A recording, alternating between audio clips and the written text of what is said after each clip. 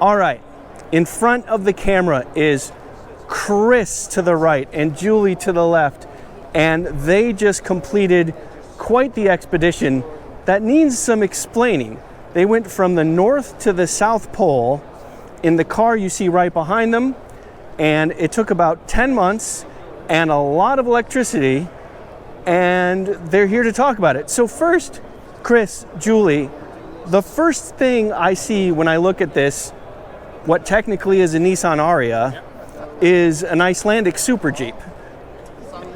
Why does it look like an Icelandic Super Jeep? Yeah, you're spot on there. Yeah. It is an Icelandic Super Jeep. Super Jeep. Yeah, because you'll see a lot of cars like this in Iceland. Arctic trucks modified this vehicle to make it suitable to traverse through the polar regions.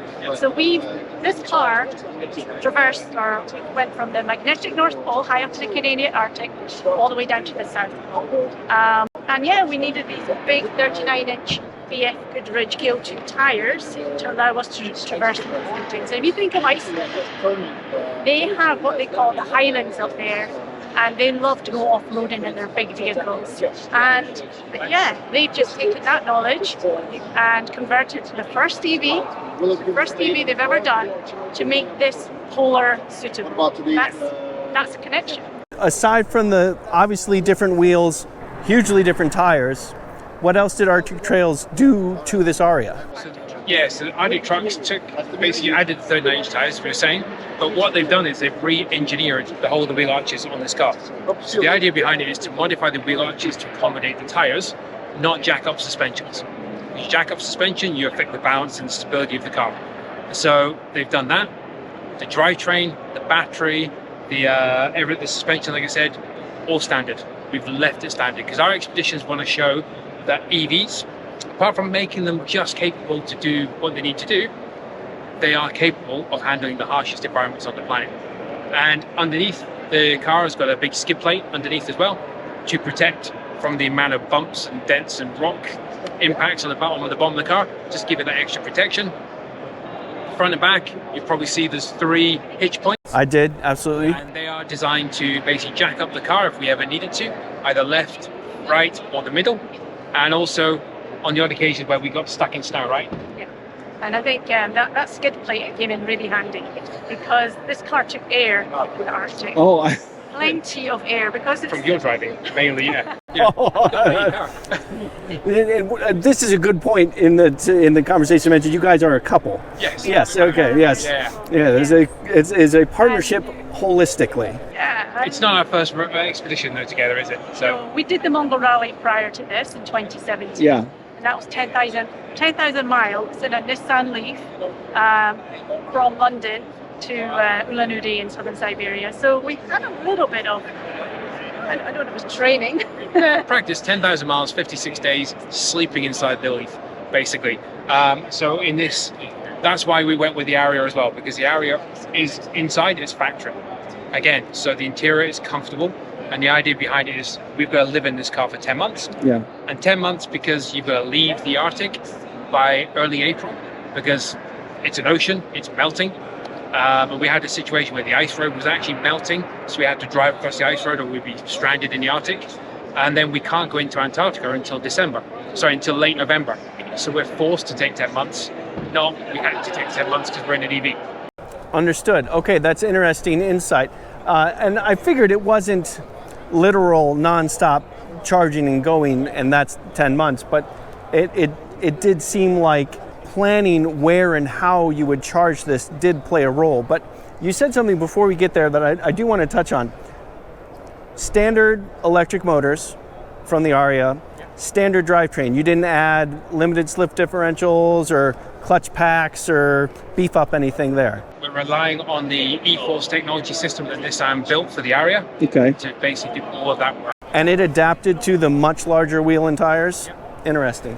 Yeah, because that's the first thing, you're talking about not wanting to screw up the suspension, but you did screw up the suspension because these are much larger than standard wheels and tires, and it's tuned for something else. Yeah, and because Arctic trucks have never modified an EV before, again, it was still a bit of an unknown of how the motors, the vehicle would perform with having basically a lot of more force applied to it.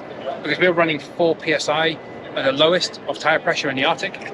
So that extra force has been applied to those motors on 39-inch wheels. Yeah, yeah. The car performs superbly. Didn't even batter an eyelid at it. Yeah, Zero yeah. repairs in Antarctica. Yeah. We brought in a whole heap of spares with us in anticipation for anything that was to happen. But zero repairs in Antarctica, and in the Arctic, I think we had one repair, but that's not down to the car. That's down to the driver of the car. Yeah. So Never less we think. You cannot beat a couple doing this. I love this. So, you guys have done electric vehicle off-roading. You have experience there. Yeah. Let's take one quick step back before we dive into the adventure. How did you get into this genre in the first place? What made you choose electric vehicles and off-roading? Purely accident. Complete honesty. I'm a big car fan. I love cars. I grew up with a Ferrari Testarossa on my bedroom wall. I mean, I love vehicles, but I discovered a Nissan Leaf by accident when I was at work one day. Popped up, I was curious, so I borrowed one to go on a mental road trip in the UK to see what it was all about. That was back in about 2014, so about nearly 10 years ago. And I was hooked. I just loved the technology. So we bought a Nissan Leaf, had it on our drive, and I just started doing loads of crazy adventures. Put it out on social media, and people love seeing the vehicles put into kind of real world situations or long distance drive situations, and the positives and the negatives being shown at that time around the infrastructure, around the cars, and it just grew from there, didn't it? And I think it was your influence on me, because I obviously didn't know much about EVs back in the day. I was a bit skeptical, to be honest. I wasn't sure about it, and I think it's relatable for a lot of people. It's new technology, something you're not familiar with, and we took it in baby steps. We were a two-car family. We thought, okay, you kind of convinced me to give it a go. We switched out one of our petrol vehicles to an EV. That's gasoline vehicle for us United States folk. And before we knew it, we were both fighting to drive the EV. So whenever we had to drive, he'd be like, I'm taking the EV. I said, no, I'm taking the EV. And the other car just sat in the drive and didn't get used. So that was kind of our way of getting into the whole EV driving. And from there, we switched out our second vehicle, gasoline vehicle, to the EV, and we've never looked back since. And we genuinely really enjoy driving electric vehicles, and that's, I guess, why we do what we do. So you enjoy driving electric vehicles, and you're like, well, since we've been hearing about the United Kingdom, let's go the entire span of the globe.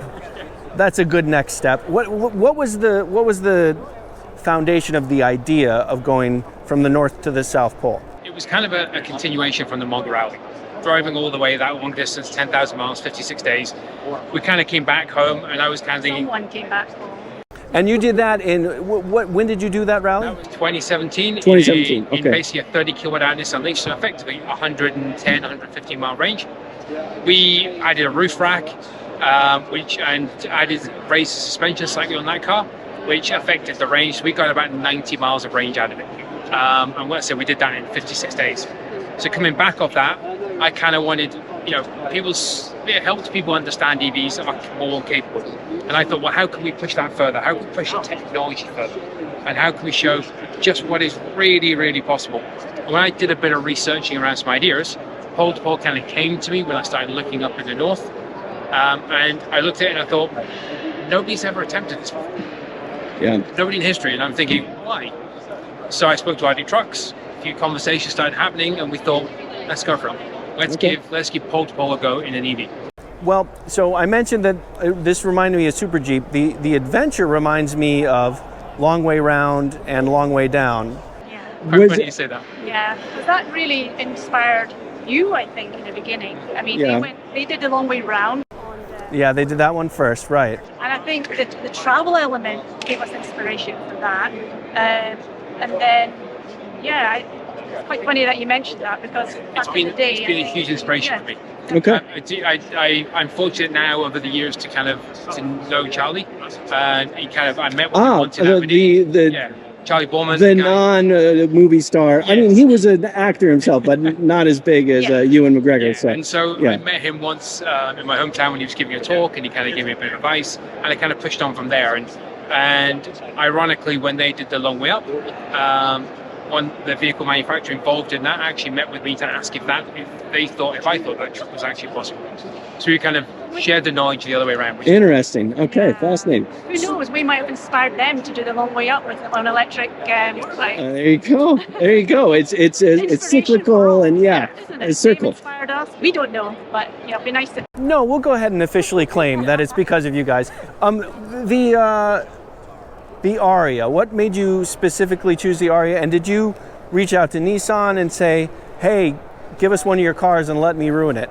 Yeah, I mean, it didn't quite put it that way. I mean, please apologize my language. That's not the best way to put it. Let me adjust it.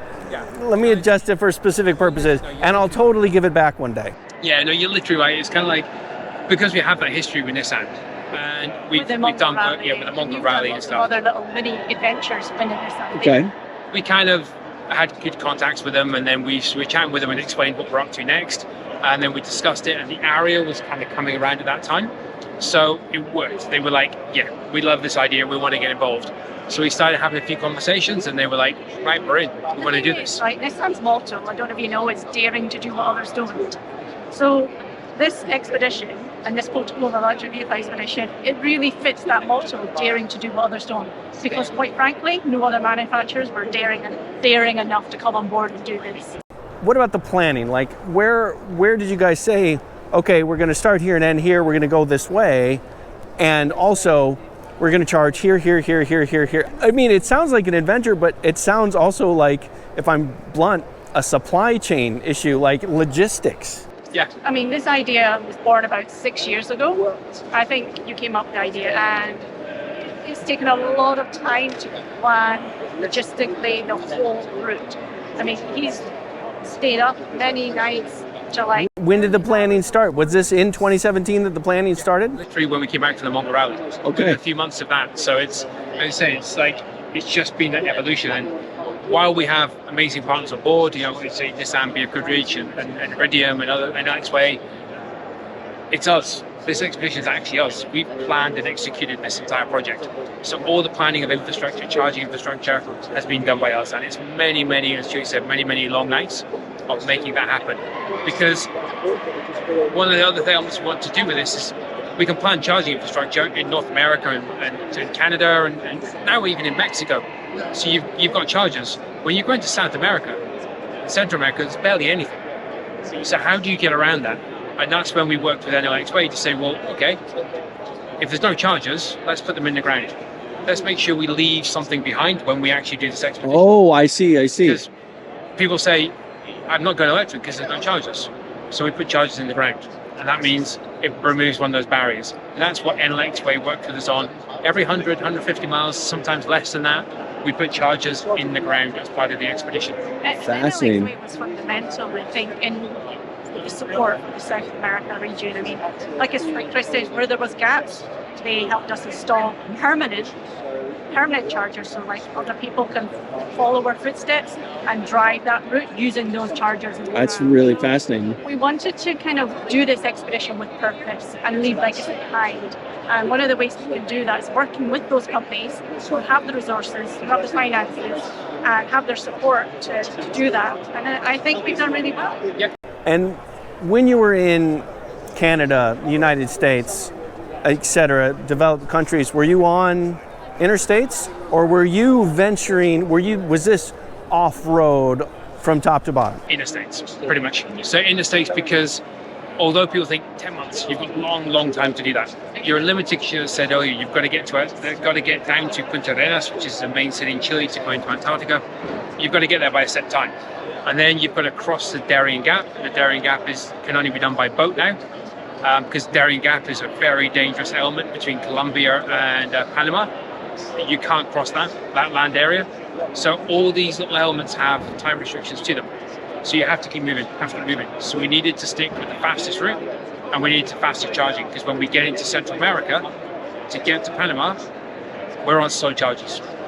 We drive one battery, we stop to charge overnight, because there's limited charging infrastructure. I see. So instead of 150 kilowatts, you're at 10 kilowatts or whatever. 7 kilowatts. Still, some cases 5 kilowatts. Sometimes it's just a domestic as well. So not even 240.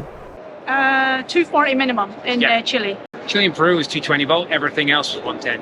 So it was Got pretty it. slow. Yeah. Got it. And remember, it was only in the polar regions that we had support between Canada and Chile. It was just Chris and I. So And we then- didn't even have like a. Oh, Yeah. really? No support vehicles, We no didn't nothing. have like.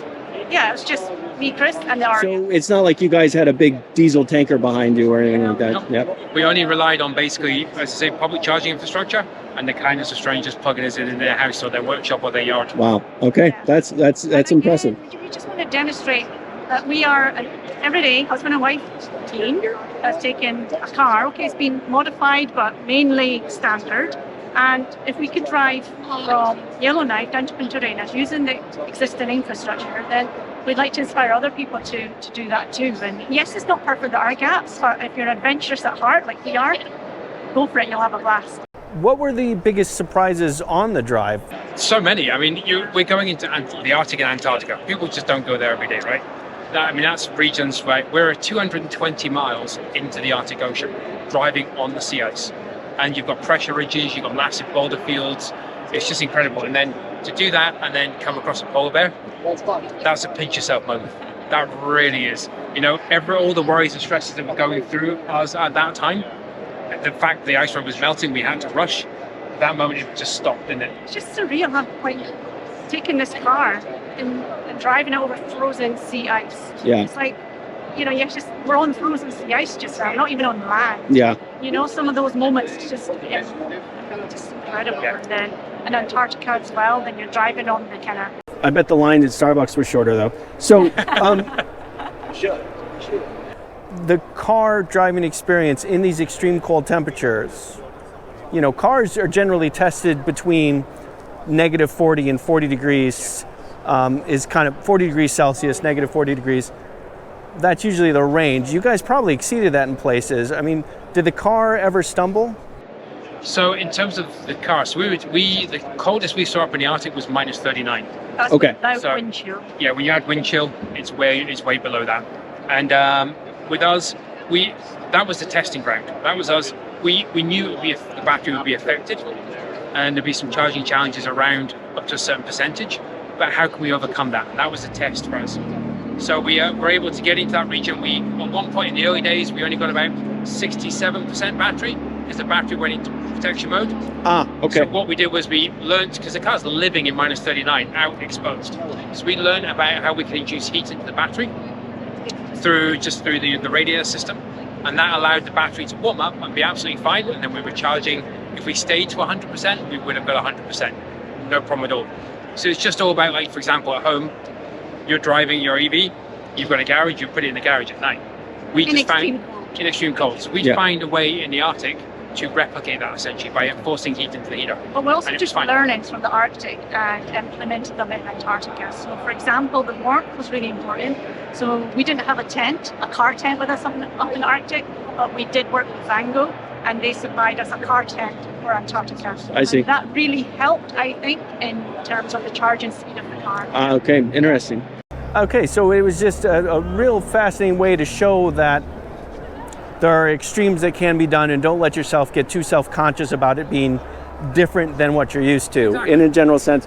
Okay, so it's really fascinating adventure, really interesting story. I'm sure you guys told this story. If people are interested to learn more, where can they find that? Yes, if they go to our social media channel at HoldPolEV, that's us on Instagram, across X as well. Facebook, all the major social media channels, and then our website, which is just www.holdpolEV. And that shows you how the adventure unfolded. And Okay. on our website, you'll also see a map of where we actually. And there is a small chunk of it right there. You'll see my hand.